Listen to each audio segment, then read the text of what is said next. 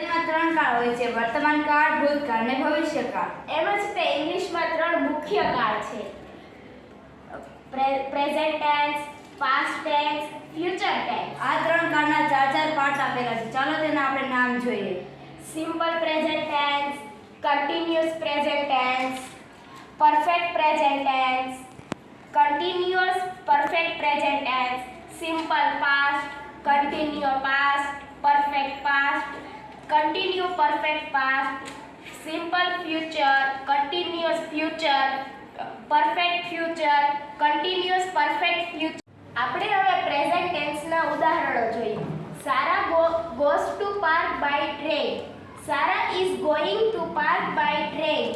Sarah has gone to park by train. Sarah has been going to park by train.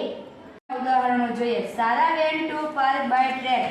Sarah was going to park by train. Sarah had gone to park by train. Sarah had been going to park by train. હવે આપણે future ટેન્સના ઉદાહરણો જોઈએ.